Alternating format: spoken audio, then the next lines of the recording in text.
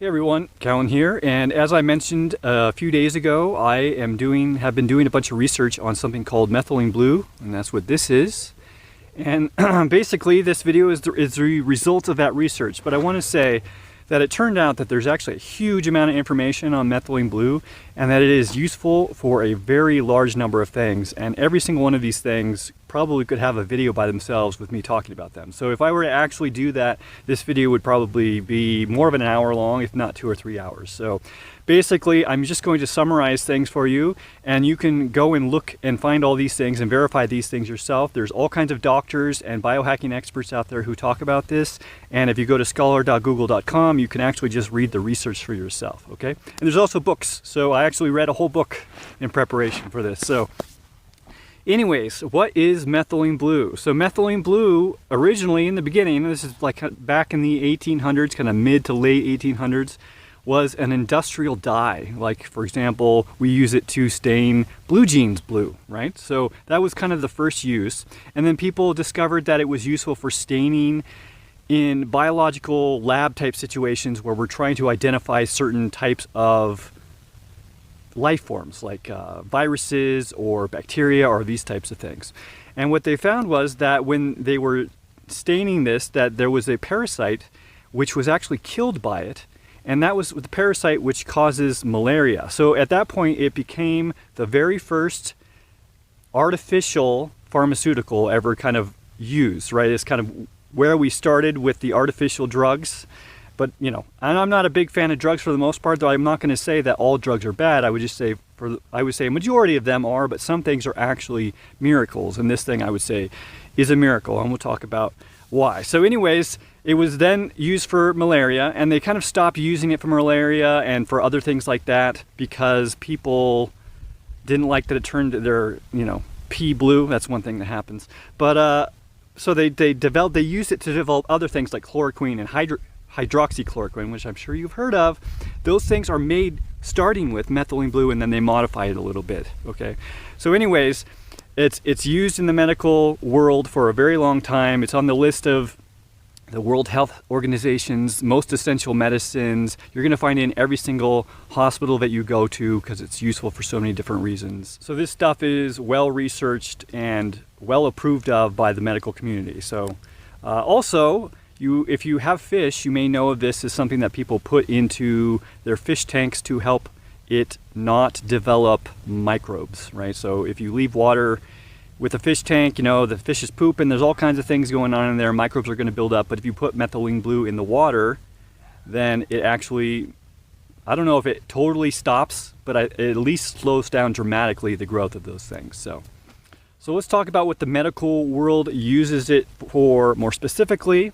The reason that it's in hospitals is because it's useful in all kinds of different chemical poisonings. There's a lot of different chemicals out there, like cyanide, for example, which kind of bind to the hemoglobin. This is the thing that carries oxygen in your blood, and make it so that it can't carry oxygen anymore. Think of a carbon monoxide poisoning as one of this type of thing, but you can also have a similar thing where a chemical causes the iron in the hemoglobin to become, I think, ferric, and you want it to be ferrous. I don't have that inverted, but basically it goes to the point where it can't absorb oxygen. Well, what methylene blue does is it goes in there and basically converts it right back, right? Because like with carbon monoxide poisoning, it gets stuck to it, and it, you know, that's basically the problem. It gets stuck to your blood cells, and now it can't take oxygen, and it's hard to get it unstuck, right? It's kind of a process that maybe you just have to let your body figure it out. And I think some people have said you kind of just have to regenerate new blood cells. But what the methylene blue does is it actually flips it. It actually solves the problem. It goes in, it touches all these things, and they're like, oh, I'm better now. Okay, so that's one of the main things that medical doctors use it for. It's also antimicrobial. It works on parasites. That's malaria is caused by a parasite, so it works on that type of parasite, but also works on other types of parasites. It also works against things which we associate with viruses, for example, COVID, that type of stuff. And then it also is antibacterial. So like, for example, it's one way that we can treat urinary tract infections, and it used to be the way we do it, but we stopped doing it because we got antibiotics. Now we're getting to a point where antibiotics are becoming, all the bacteria becoming resistant to it. They're not really useful. We're going to have to go back to things like methylene blue for that reason. and is still really effective. So for the viruses and the bacteria, the effect seems to be enhanced, or this may even be a critical element, light exposure. So once it's in your body, you want to be taking in light. And so this stuff absorbs light at basically the entire visible spectrum and turns it into energy, which goes into the body, and the energy absorbs. That's one of the reasons why it's so powerful. And that's kind of a necessary situation for it to be working, or at least most effectively, on the viruses and bacteria. It also works on yeast, like, so if you've got candida, like you've got a stomach problem, it'll knock that right out. It also works on your foot for all types of fungus infections and things like that. So basically, it's like, it basically fixes all those problems. It's a little bit like chlorine dioxide in that way, and actually I think that they work in a similar way, but maybe I'll talk about that a little bit later. So now I'm going to talk more specifically about how it enhances the body, and in various different ways. And I'm not going to describe the reason that it does all these things, even though all these things seem like they're very, very different from each other, because I think that the reason is essentially comes down to how it actually works. So it works by, like I said, it allows, one of the things it does, it allows the body to absorb more energy through light in the environment, through the sun or infrared light therapy and these types of things, and they get pulled immediately into the mitochondria. They also help, the mitochondria are the cells in your body, which are basically in all your other cells, which basically provide energy, right? They take the food that we eat and they turn it into energy. And so basically the methylene blue comes in there, and it is able to absorb energy, not just from light, but even from the immediate environment, and feed it right into that electron transport chain that's going on in the mitochondria. Also, there's various stages in that electron transport chain which can get various issues with them. For example, the fourth one is the one that cyanide works on. It basically prevents, so that you have the oxygens come in, you have the hydrogens come in, and they're hitting that fourth part of the mitochondrial electron transport chain. And it's doing something which is how we would be running water cars, which Stan Meyer developed a long time ago and was probably killed because of it. But anyways, our body does that, okay? So basically, you can split water.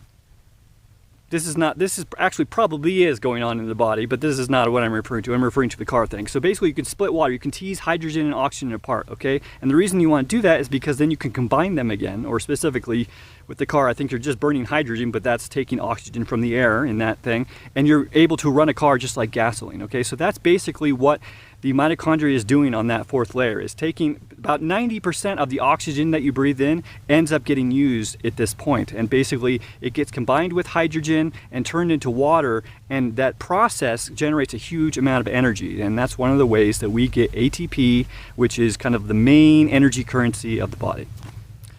So methylene blue does that. It also brings in energy. So it helps transport energy once it's there, but also when it's first introduced, it's bringing in energy with it already, okay?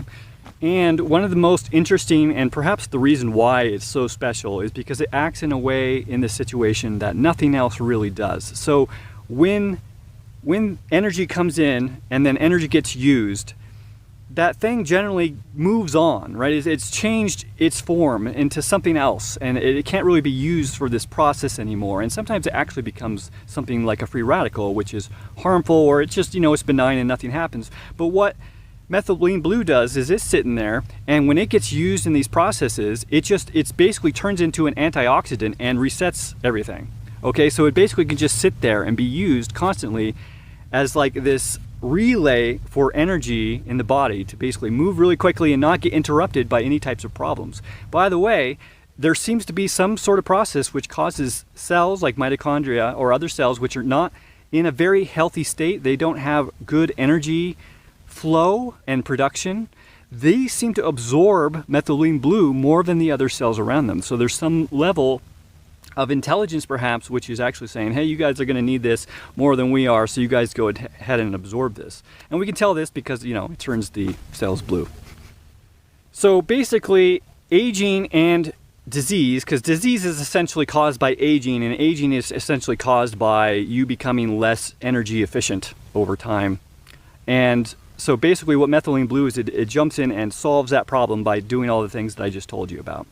And so it basically, when you do that, because really everything comes down to just energy production, and when you solve that problem, you solve all the other problems, okay? So, for example, we'll talk about mental disorders. So this helps with Alzheimer's, Parkinson's, depression, bipolar disorder, schizophrenia, and actually lots of other things. It not only solves mental deficiencies, but it also takes you from being kind of below baseline to going above what we would consider normal. So it increases your short-term memory, it increases your attention span, and increases blood flow to the brain. And also, like the mitochondria, neurons are another cell which especially really loves the methylene blue. So this is kind of one reason why it does that. And also the neurons have sometimes thousands or tens of thousands of mitochondria, while other cells in your body may have less than a few hundred. So that's another reason why you might find more methylene blue ending up in neuron cells. It also seems to have the ability to balance your hormones. For example, if you have too much estrogen, it actually brings it down. And a lot of people have too little testosterone. It tends to increase testosterone. And it also kind of helps to balance your adrenal glands. So cortisol, right? And having too much cortisol is associated with stress and all kinds of different negative health outcomes. Is also helpful for the thyroid. So all those things that I mentioned come from different endocrine glands in the body. So it's very likely it actually helps all of the different endocrine glands. It's also useful for heart health, and this probably is, at least in part, due to its effect on nitric oxide. So nitric oxide we tend to think of as a really helpful supplement, like if you have erectile dysfunction or if you're trying to get big gains in the gym or something like that, people like to use nitric oxide. But nitric oxide is actually a free radical, and it has a lot of negative effects when it's out of balance, okay? So methylene blue helps to balance nitric oxide in the body, so that actually helps with the heart. Also, the heart is probably helped for the other reasons before, just general mitochondrial energy function improvement. So it also helps with cancer. Some people think you can use it at high doses. We'll talk about, there's kind of a 2 different phase effect depending on your dose, and it kind of does opposite things. But so you can kind of give it a really big dose and kind of go for a really high antioxidant thing, and they think that has an effect on cancer. But also there's an effect at a lower level, which, like I said, it helps all the cells in your body, but it also helps the cancer cells, but not in a way that is necessarily bad. It actually helps them in a way so that the cancer cell kind of turns back into a normal cell, which is not something I've heard too much about. Generally, we're trying to actually just kill these cells, and a lot of things kill them by affecting how, because they get their energy a little bit differently than normal cells do. And so you can target that to get the cell to die. But in this case, it's actually just, well, we're not going to kill the cell. We're going to, kind of coax it back to the tribe, become back, join the tribe again. You don't need to be an outcast. And also, some people say that it's helpful with pain relief. Okay, so that's a lot of good things, right? So let's talk about the downsides, because there are a few, but not really, actually. So it's kind of amazing. But anyways, the downsides come from taking really high doses of it. So like more than 400 milligrams. And 400 milligrams is a huge amount. Okay, let's say, so I got this whole bottle here. This whole bottle, I'm guessing this whole bottle isn't even, well, it might be 400 milligrams. But anyways, this dropper full, which is a half dropper full, that's probably about 5 milligrams. So you need to take, and that's basically all I take in a single dose, right? You need to take way more than that to get to this point. So methylene blue has 2 different effects. It improves energy production, it improves oxygen flow and all these types of stuff, antioxidant, when you take it at really low doses, like what I just talked about with the 5 milligrams or 10 milligrams a day, that type of thing. But when you go up above 400, it actually does the opposite. It becomes kind of like a free radical, and it starts messing with things. So it's strange how that happens. And also in the middle level, it kind of is inert. It like doesn't have any effect. So you want to stay down actually in the really low levels. So the low level, what the research generally says is you want about, I think, 0.5 milligrams to 2 milligrams per kilogram of body weight. So if you're 100 pound, no, if you're 220 pounds, that's 100 kilograms. So I guess that would be, I'm not going to do the math right here, but you can figure it out. But basically, what the people who are kind of experts on this say, they just say, look, take 10 to 20 milligrams a day. Just Just don't worry about too much about all that stuff. Just take 10 to 20 milligrams. The range of where it's effective at the low end is, you know, it's pretty effective, even quite a bit lower than what those dosages, and it's going to maintain that kind of effectiveness, you know, a little bit above it, right? Probably several dozen more milligrams above that, right? If not a couple of hundred. Okay, so you don't have to worry about being too precise. Okay, so anyways, that's one of the things. If you go over, then it becomes kind of an oxidant, and it starts kind of messing with things in the body. And that can be useful in a very short-term thing like the chemical poisoning, but generally, the way that I'm using it, the way that most people should be using it, you want to be using it down at that lower, that other effect, okay? Also, when you go into that high level, it becomes kind of like an SSRI, a selective serotonin reuptake inhibitor, which people use for depression, things like this, because there was this whole theory that depression was all about serotonin, which is totally bullshit. But anyways, you can use it as an SSRI. And also, if you're taking SSRIs, and you take a huge dose of methylene blue, it's going to mess with how that drug is working for you. So you got to be a little bit careful about that. Also, apparently, it's not good for babies. Like, you don't want to give this to a mother who's pregnant or nursing, or to a baby. Now, I didn't even look into that because honestly, it's not something I'm too worried about at the moment. But that's a thing, okay? It's pretty consistent. People are warning about that. I'm sure there's research about it. So, and then the big final downside, which actually really isn't a downside, it's actually kind of fun, to be honest, is it will turn your pee blue, right? Depending on how much you take. And so that can be an issue because maybe it's weird. It might feel weird to you that your pee is blue, but mainly because if you're a guy and you're standing to pee, you might be dripping your pee on porous substances like tile or porcelain or these types of things, and it's a dye. So you're gonna permanently dye that with your pee, and then the lady in your house is going to be asking you some questions. So you may want to, you know, be careful about that. And then the fact that it does turn your pee blue helps you gauge kind of how long it's staying in your system. Because if it does turn blue, if your pee is blue, then that's basically free and ready to use methylene blue. Okay, so that basically you don't really need to take another dose yet, right? And when your pee clears up or goes back to normal yellow color, then that's kind of a sense of when you might want to take some more. Though generally, I think at least just once a day. I take it in the morning, but also sometimes I'll take it before bed. A lot of the experts on this stuff, they generally take about 5 to 10 milligrams in the morning and 5 to 10 milligrams at night. Okay, so now I'm actually going to take some and show you how to do it. So basically, I've got a dropper full here, and I'm careful not to drip it on my clothes, and I'm going to put it in this water. And one drop, because this is a 1% solution, so it's water, 99%, 1% methylene blue. Look how dark blue it is, right? Crazy. And there's not very much in there, okay? Every single drop in a 1% solution is half a milligram. So 2 drops is 1 milligram. So there's 2, 3, 4, 5. Okay? You can see now it's starting to dilute in the water. So another interesting thing that I think I'll mention is that actually this stuff, you know how your blood turns red when it gets oxygen on it, and if it doesn't have oxygen on it, it's blue? This stuff does a similar thing. So when it doesn't have oxygen attached to it, it's totally clear. You would be able to see through it like this is water, but then when you add the oxygen to it, that's when it turns blue. And actually this stuff can be useful. I think of it as kind of like almost a blood replacement in a way. I mean, I wouldn't say you should replace all of your blood with it, but basically it acts in a very similar way to blood. So anyways, let's drink some. I just dripped some. Gotta be careful. Good thing my pants are black. Okay, so the last thing is basically how to get it.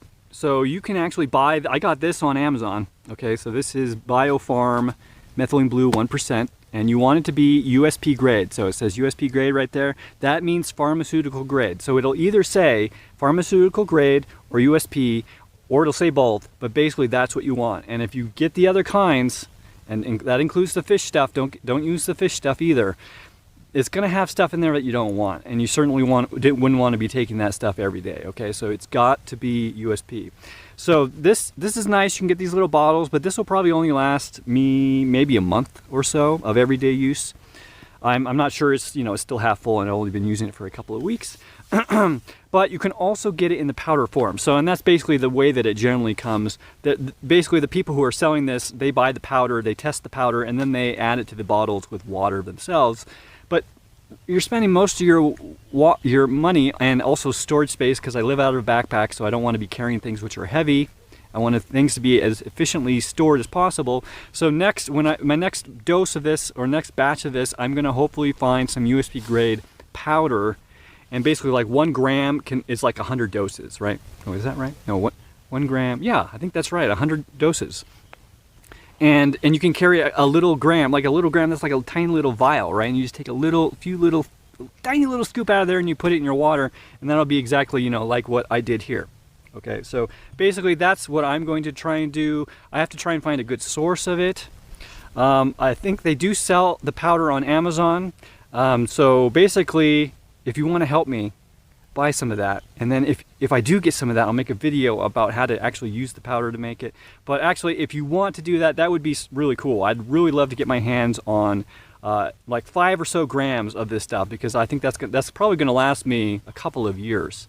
And not only will be beneficial for my health and anti-aging and all this type of stuff, health, energy, anti-aging, but also will be useful in situations where I or another person gets poisoned or is ill for some reason. So anyways, if you'd like to help me out in that way, because you appreciate this video, or because you just like me, or because whatever reason, you can go to cahlen.org/gift, and basically there's 2 options. If you're into cryptocurrency, accept Monero, which is a privacy currency.